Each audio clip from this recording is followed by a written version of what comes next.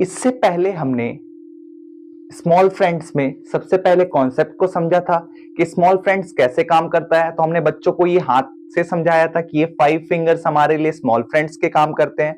फिर हमने a plus B के कॉन्सेप्ट पर 5 बताकर समझाया था। फिर प्लस का फ्रेंड माइनस होता है और माइनस का फ्रेंड प्लस होता है, यही तो समझाया था हमने। देखिए, मैं थोड़ी सी क्लासेस को जब भी स्टार्ट करता हूं थोड़े से बैक जाता हूं, जिससे क्या होता है कि आपको भी रिफाइन हो जाता है, पुरानी चीजें एक बार माइंड में घूमने लगती है। हाँ, अच्छा ये कॉन्सेप्ट था क्या, चलिए याद आ गया। अब उस चीजों को आप कनेक्ट कर पाते हो, ठीक है। इसलिए मैं पुरानी चीजों को एक बार रिमाइंड करा देता हूं। फिर उसके बाद हमने पॉजिटिव्स को देखा था। तो पॉजिटिव्स में हमने देखा तो उसी तरीके से जिस तरीके से पॉजिटिव्स में प्लस की बातें हो रही थी, अभी हम नेगेटिव्स देखेंगे तो नेगेटिव में माइनस की बातें होंगी। तो चलिए देखते हैं माइनस नेगेटिव्स में क्या काम करेंगे। ये भी याद रखिएगा, ये नेगेटिव हो या पॉजिटिव हो, ये जो स्मॉल फ्रेंड्स टर्म यूज करेंगे वो डायरेक्ट जब नहीं अप्लाई कर पाएंगे तभी ये स्मॉल फ्रेंड्स को लगाना है, या तो पॉजिटिव या तो नेगेटिव, क्वेश्चन के बेस्ड पर। अब देखिए, वहां पर अगर मुझे +1 चाहिए था तो हम क्या करते थे, +1 के लिए +5 -4 करते थे। उसी प्रकार अगर क्वेश्चन में आपको अगर क्वेश्चन में आपको -1 करना हो, क्या हो, क्वेश्चन में अगर आपको -1 करना हो और आप उसको डायरेक्ट नहीं सब्ट्रैक्ट कर पा रहे हो, नहीं घटा पा रहे हो, तो क्या करोगे, अगर -1 करना हो तो -5 + 4 कर देंगे। समझ में आ रही है बात। अगर मुझे -1 करना हो और वो डायरेक्ट नहीं हो पा रहा है तो हम क्या करेंगे, स्मॉल फ्रेंड का सहारा लेंगे, और वो माइनस में है तो मतलब नेगेटिव कहना चाह रहा है।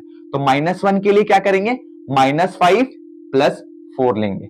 -2 के लिए क्या लेंगे, -5 + 3 लेंगे। -3 के लिए क्या लेंगे, फिर -5 + 2 लेंगे। -4 के लिए क्या लेंगे, -5 + 1। तो ये नेगेटिव के लिए हो गया।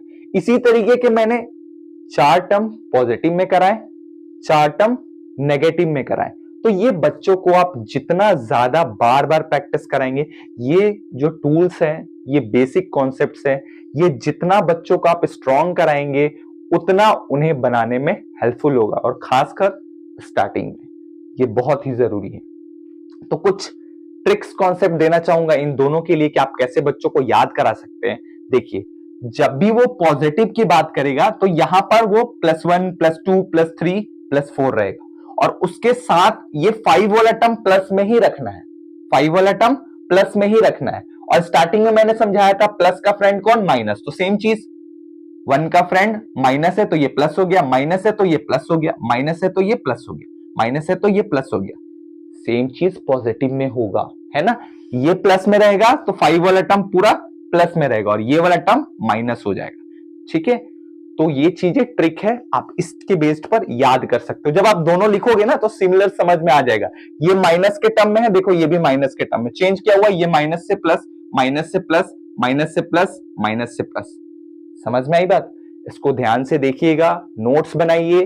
प्रॉपर नोट्स बहुत जरूरी है, जितना प्रॉपर नोट्स बनाओगे आप, क्योंकि ये पॉसिबिलिटी नहीं बन सकता ना कि आप बार बार पूरे वीडियोस को मेरे देखो, पूरा क्लासेस जितना मैंने आपको दिया है वो सारे लेक्चर्स को बार बार डेली रिकॉल करो, बार बार देखो आप, है ना।